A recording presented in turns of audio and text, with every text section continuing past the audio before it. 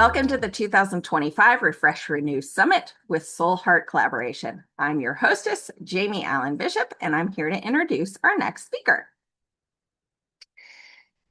Bylli Johnson is a writer, book doula, and joyful ringleader of connection. She helps people discover their inner voice, share their stories, and build communities that feel both purposeful and welcoming. Author of Stop and Smell the Daisies, Blooming in Belonging, Julie blends warmth, humor, and practical wisdom to inspire meaningful growth. Whether leading workshops, guiding writers, or speaking on soulful leadership, she brings a gift of making people feel seen and reminding them that renewal often begins in the simplest of moments: shared laughter, honest conversations, and a spark of courage. Please help me welcome Bylli Johnson. Welcome, everyone. Thank you for that beautiful intro, Jamie. I really appreciate it. I'm honored to be here participating in part of the Refresh and Renew Summit. And my talk today is Bloom Where You Were Planted, based on a book that I wrote called Stop and Smell the Daisies. As a life coach and book doula and writer, my focus is on empowering people not only to take agency of their own lives, but also to steep their actions with meaning. In my book, it's a collection of meditations and exercises that encourages readers to dig into the possibilities presented by life's problems, to root out things that matter most to them, and to set intentions to bloom in life. So today, we're going to do just that. I'd like to start with a little meditation straight out of the book.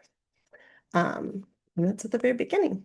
So if you'd like to close your eyes, get comfortable, wiggle your toes, and settle into your seat. Take a cleansing breath in, feeling the calm around you. Breathe out, letting your shoulders drop away from your ears, and continue to breathe normally. As you breathe in, imagine a bright golden light above you. And as you breathe out, imagine roots growing deep into the earth. Each breath in draws the golden light into you and around you. And each breath out lets any stress, tightness, worry flow into the earth like fertilizer. Drawing in the golden light, warming, relaxing, and reinvigorating. Letting go, relaxing, reassuring, and releasing. You're free to let go of any drama before this moment. Let go of whatever you have to do after this. Be here now. Be at peace in this moment. You are right where you are supposed to be.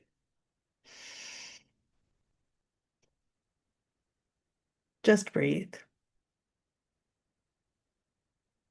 And when you are ready, you can wiggle your toes, stretch your arms, and be fully present right where we are.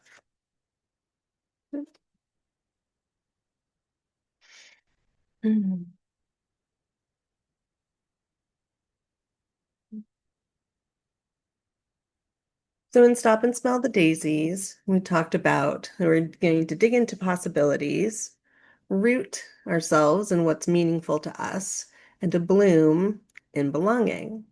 So how do we actually do all those things, right? First, let's take a direction shift and shift our lens or reframe our story. I have a master's in spiritual psychology, and two of the core beliefs from that are that we are spiritual beings having a human experience. So everything that we do, all the people that we meet, we are here for our upliftment and for our growth, and learning. Uh, there's no mistakes. And how you respond to the issue is the issue. So, it's not about the things that happen, the stories that we tell ourselves. All of that is drama, and really none of that is within our control, what happens here. But what we can do and where we have agency is in shifting our responses and our thinking about that. So the world is our playground and our classroom. So as we shift our lens, we can remember that everything that happens to us is for our growth, healing, and enlightenment. Remind yourself that everyone we encounter can be a stacker, a trigger, a mentor, or a cheerleader. You start your day with intention. So how do you want to feel, and what actions can you take that will promote that feeling? And then you can plant seeds for each day by setting your intentions and choosing a mantra. In the book, all of my mantras start with may I. Um, and so you might use that formula. May I be a light in this world. May I be met with grace and ease in everything I have to do today. That sort of thing. And you can set your intentions as you go about your day. The other part is what I'm calling lessons from a meet cute, reframing your story. Now, you've probably read a romance novel or seen a Hallmark movie, and at the beginning, there's the story, where it starts, and there's somebody who's really busy and they're bustling through their day and they're agitated. Someone else might have, you know, oh, I want to meet somebody, and what am I going to do in my life? And if I only could meet somebody, and they are in their own worlds and they crash into each other at the coffee shop, of course, spilling coffee all over themselves. And they're annoyed and they're usually nasty to each other, and they go about their day thinking that the other person is horrible. Whereas we, as our readers or as the audience, are watching this going, okay, they just met. Like that's their meet cute moment. And so reframing our own stories is kind of like that, where you can pull yourself out as a neutral observer and see if you're just in the I'm busy and everything is horrible and things are just getting in my way, you're going to bump into that person and it's going to confirm that belief and you're going to move on. But if you look back and see, like, oh, maybe I just bumped into, my future husband. Now, I don't know if you want to address the person who spilled coffee all over you is like, hey, are you my future husband? But you could go for it. See what happens. The point is that you can do this in 4 different ways. In agency, you choose how you respond to the issue, knowing that that is the issue, that things are given to us as a way of for us to grow, and you can choose how you respond to those. 2 is resilience. What happens is out of our control, so you can just roll with it. 3, remember to respond from your intentions and look for the opportunities. So if you've set the intention to be, you know, may I be a positive influence on anyone that I come across. When the person spills their coffee on you, you can play it off and make a joke and have it light, and everybody gets to laugh and go on their way, and you've met your intention. Or 4, allow yourself the grace and of space. Take a beat, take a breath, and know that we are all spiritual beings having a human experience, and we're going to make mistakes, and that's okay.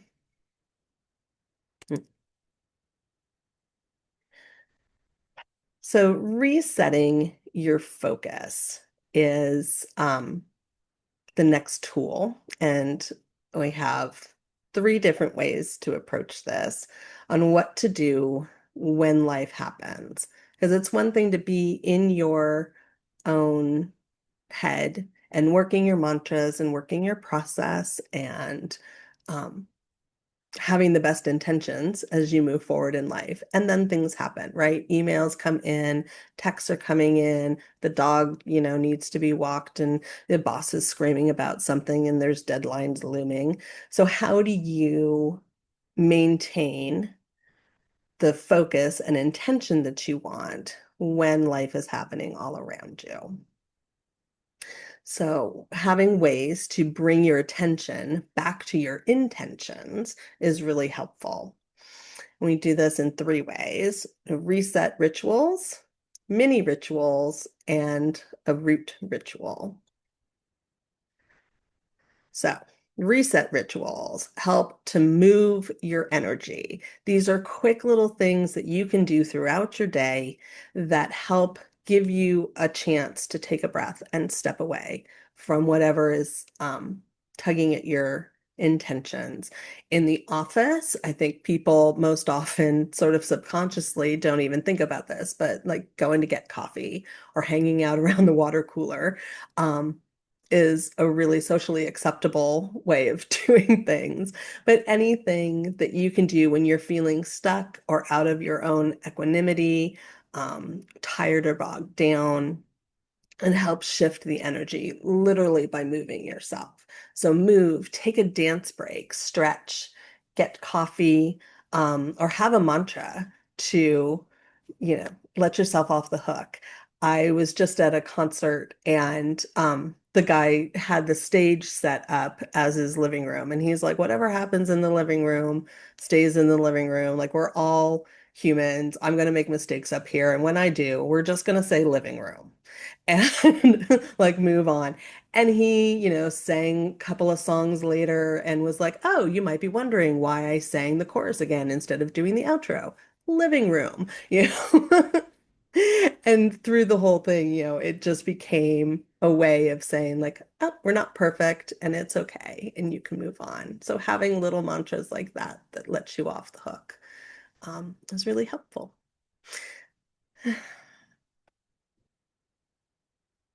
So, incorporating mini rituals is one of my favorite things to do, where you're really setting yourself up for success.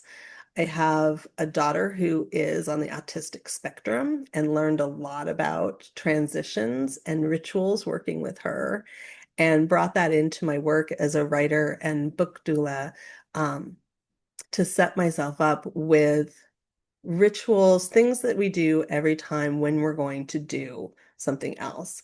It's a way to root yourself in a deeper connection before starting something else. So you can start with discovering and get curious about what you need when you need support and what things are supportive to you. The aspects of a ritual should be simple, they should be meaningful, and they should be repeatable.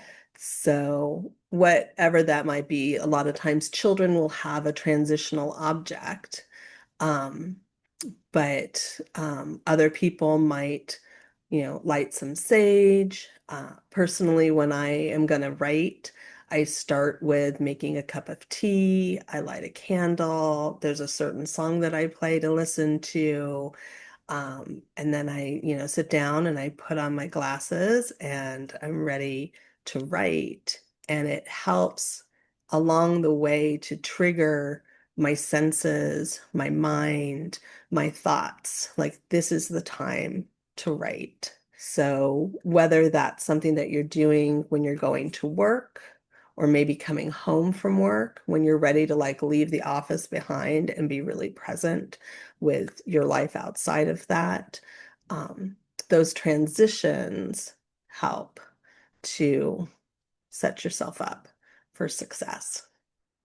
And it allows you to focus and settle in on whatever you're doing.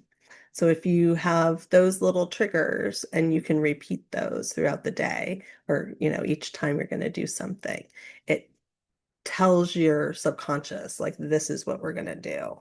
and you'll be able to focus more. Yeah. Instilling meaning into everyday life. So we live busy lives and there's a lot going on.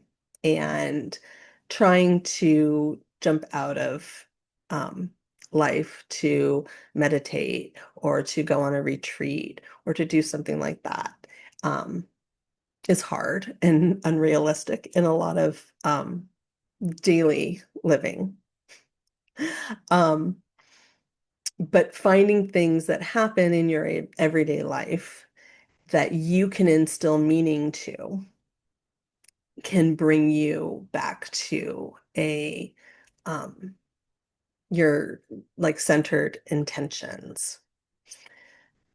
So I do this root ritual, which I especially like because in our lives we have, stairs, elevators, escalators, heck, if you're jumping on a trampoline, right? Anything that's taking you up and down, you can change your perspective on that um, as elevating or ascending and descending, and use this as a trigger to take a moment for yourself to recharge and um, sort of get yourself grounded.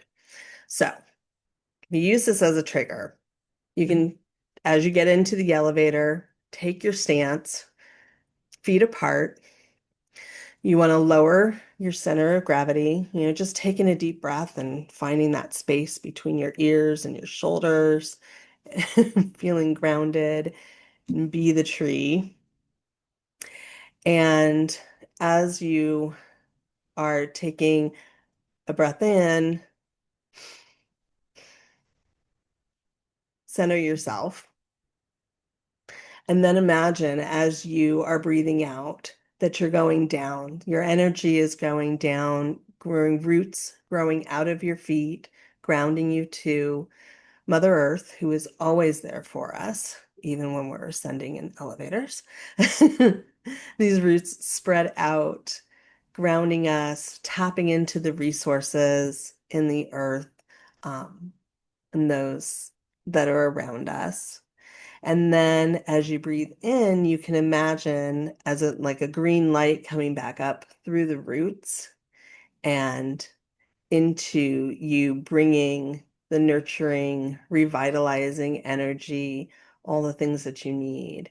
And just do this as you breathe in and out naturally as you are riding the escalator or jumping on a trampoline or whatnot. And that is a great way to take an everyday life experience and use it as a way to remind you on your focus and intentions.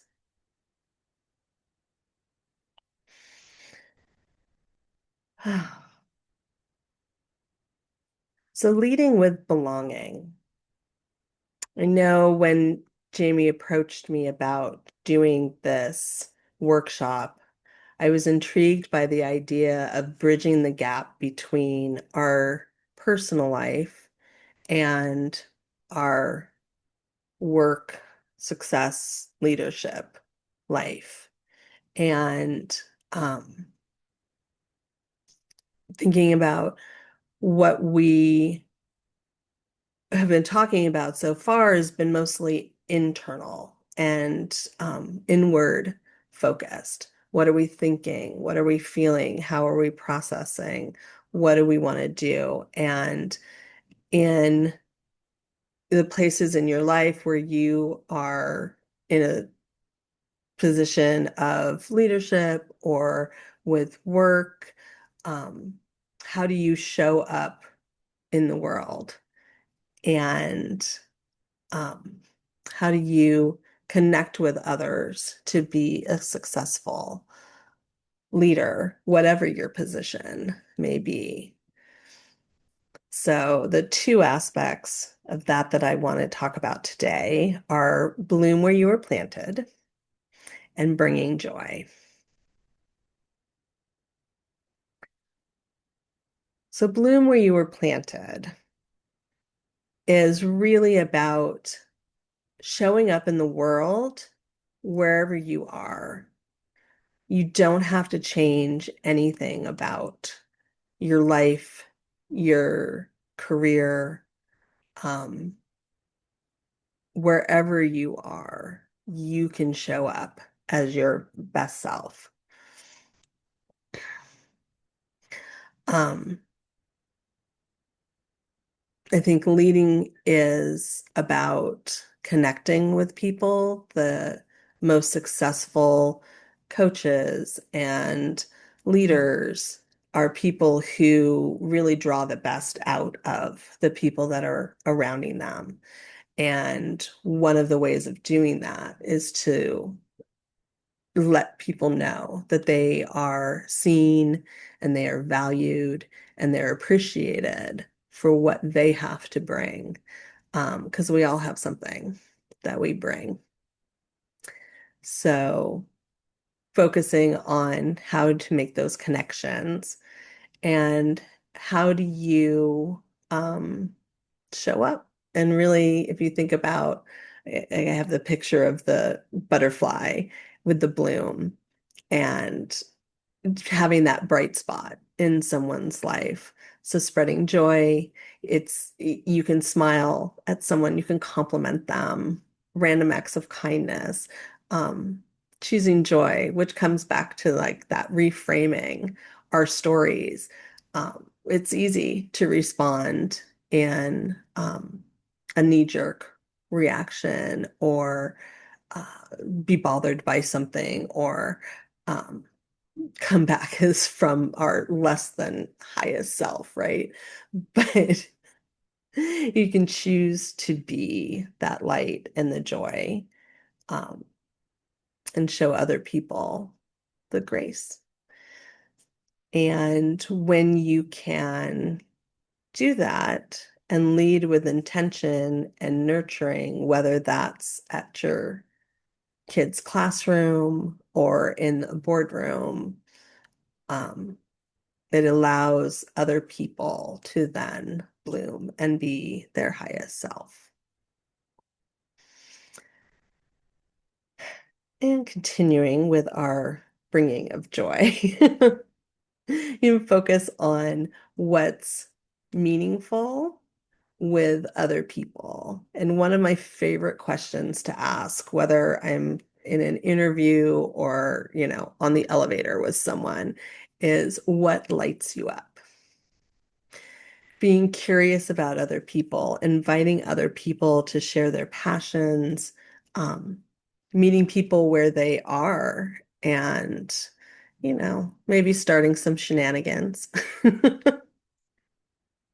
A little bit of fun and joy that just snaps people out of wherever their story is, allows them to connect with you fully and to reframe their own lives and their own way of thinking. So, may you bloom where you are planted. May you find respite in refocusing, be invigorated by the rituals in your life, and may you find joy in the connections that you build. Thank you very much.